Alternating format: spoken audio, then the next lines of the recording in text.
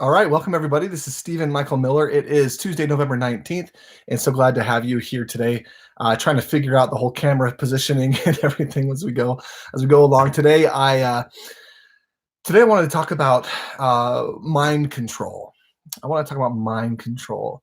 How do you really focus in and control your mind? Obviously, you can't control others' minds. People have been trying for years, but we're all too stubborn. We're all too hard-willed for that.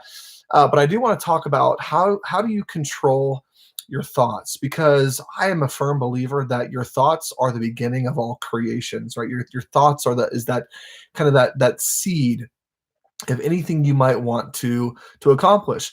And we've talked about positive thoughts, and we've talked about desire, and we're going to be talking about a lot of different things. But I think this idea or this concept around mind control and really understanding how you control your thoughts is super important, because if that's the seed of all creation, then we want to make sure that we are conscious in what it is that we are creating.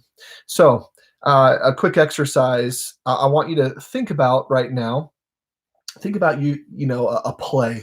I want you to think for a second, that you're building for this kind of three-act play, or whatever. You've got the beginning, you've got the middle, and you've got the end. And throughout the play, you've got all sorts of different scenes that are going to be coming on.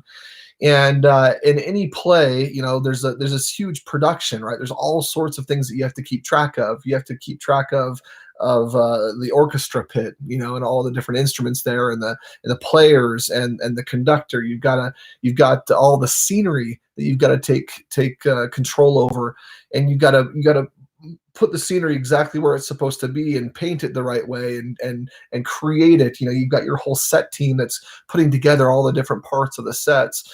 You've got the screenplay. You've got or the script. And in the script, you've spent a lot of time writing it down and refining the script and all these different things. So you've got all these different parts of the play. You got the lighting, got all these different parts of the play, and all these different things that are really easy to control. And I know in a lot of my conversations with people, sometimes the question comes up, am I my thoughts? And if I am my thoughts, then how do I best control my thoughts? And I want to, this is an interesting topic, because I said mind control, here in the very beginning, or thought control.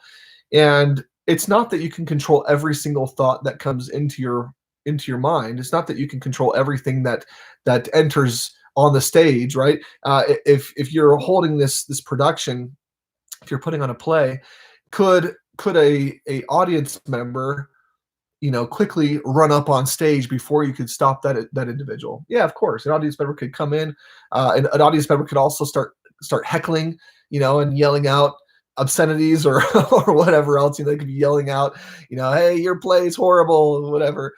That could happen. um and of course, your actors, the actors sometimes on the stage could go out and not do what they were told. They could go out there and start, speaking other things, or start doing a dance that wasn't part of the play. Whatever, all those things could happen. But as the individual that's putting on this play, that's really setting the stage for this whole production, you do have the ability to remove actors or actresses, or remove people that maybe jump up on the stage. You don't always necessarily have control as to what gets on the stage for brief moments of time.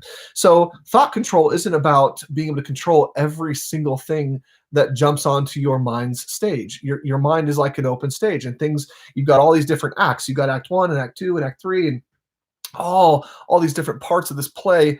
And the reality is you can't control every little aspect of what comes on to that stage. But you can make sure that if things come onto that stage, that platform, that don't belong there, that you quickly remove them. Right? You can bring out security. You can take the old shepherd's crook, and kind of get them and pull them off of the stage. All of those things are definitely options. And so as we go throughout our day, it's really important that we stay conscious, and we, that word is thrown around a lot. And so I want to define what it means to be conscious. What it means to be conscious is that you're not just floating by, right? You're not just kind of being blown about by the wind. You have purpose in what it is that you're doing. You are purposefully striving to think and to have certain thoughts, to think about certain things or to have certain thoughts. In terms of creating the life that we want, you're consciously thinking about the life that you want to create. You're thinking about, the wealth maybe that you want to create. You're thinking about the health that you'd like to create. You're thinking about the great relationships that you'd like to create. You're thinking about, the things that you want to learn intellectually. You're thinking about, the different social areas, things, places where you're going to be, and people that you're going to meet. You're thinking about how you're going to converse with other people and how you want to hold yourself. You're thinking about your morals and your values, and all these different things are things that you're constantly thinking about. And that's not to say that there won't be circumstances that come up that throw you for, that that you don't anticipate, maybe speed bumps that kind of come in the path. But as those come up, if you are consciously, if you are purposefully thinking about how you're going to react in those situations, or better said, how you're going to act in those situations, consciously act, then you can control so much more of what goes on in your mind. And if you can control what goes on in your mind, then you can control what you say. You can control more of what you do, what your actions are. And when you are in control of not only your thoughts but your words and your actions, if you're in control of all of those things, then your life begins to turn out differently. You begin to actually take different types of actions, because no longer are you just subject to the whims of every other person that you meet and the circumstances that you face. Those things don't control you. Those contribute to your experience, but those things don't control you anymore. If you have true mind or thought control, that means that when things come up that are a little bit surprising, you stay in the conscious state, and then this idea that you do have control over you. You have control over how you act. You have control over how you speak. You even have control over how you think. Meaning, if a thought creeps up that you feel, hey, that thought isn't me, or that's not what I would normally think, or I don't like that thought. Any of those things are options that you could think, right? If any of those kind of things come up, then you can very carefully say, okay, is that thought something that I want to think about? No, it's not. So if it's not, then I can take that shepherd's crook and I can yank it off the stage, and I can then replace it with the actor or the thought or whatever that I want on that stage. I get to replace that. I get to call the shots because I'm the director and producer of this play. So this is something that takes discipline. It doesn't necessarily happen overnight, although you can start implementing this kind of thought control on yourself overnight. You can start right now. As a matter of fact, if you want to do a little exercise, the next time that a thought comes up that you don't like, stop yourself. Just do something that completely kind of stops that whole process, and don't allow that thought to linger. Don't dive into that certain thought if it's unproductive. For example, if you were raised in poverty, or if you had a not a very good example of what a relationship should look like, if you've had a really hard time really regulating your health or being healthy, then you can start thinking, or you can start looking at the thoughts behind those different things. What do you think about relationships? What do you think about health, physical health, eating healthy, exercising? What do you think about those things? What do you think about wealth? What do you think about money? What are your thoughts around those things?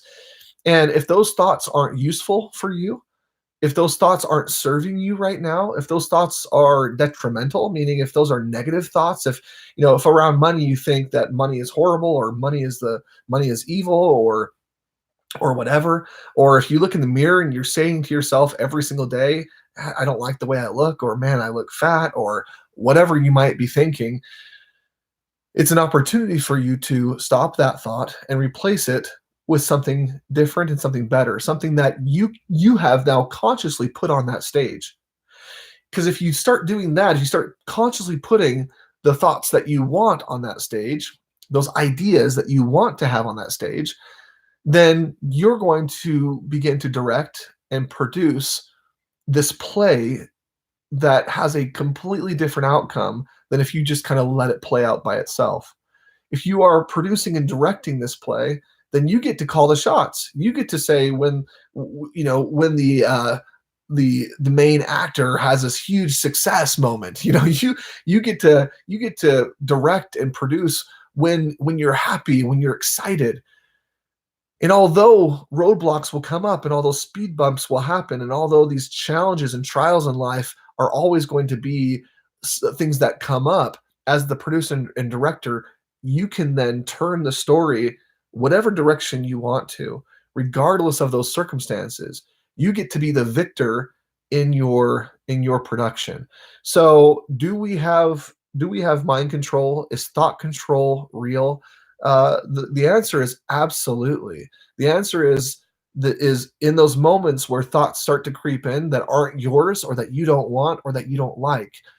You have the power and ability as the producer and director of your play, of your production, of your life, to remove those thoughts, to remove those moments, those ideas, just take them off the stage, kick them off, okay? And then replace those with what is productive for you. Replace those with thoughts that are going to get you exactly where you want to go. Replace those with thoughts that are not only productive, but that are consciously working you towards your goal rather than bringing you further and further and further away from it. I believe that we do have thought control. I believe that you have the control over your thoughts, that you can direct and produce the life that you want, but it starts here in our mind. So start today. If you find yourself going down a little bit of a rabbit hole or entertaining a thought that isn't useful for you, that you don't like, that is taking you this play or your production into a different direction, just put a stop on it right away. Take that shepherd's crook, yank it off the stage, and replace it with something better. Everyone have a wonderful, wonderful day. Thank you so much, and we'll talk to you tomorrow.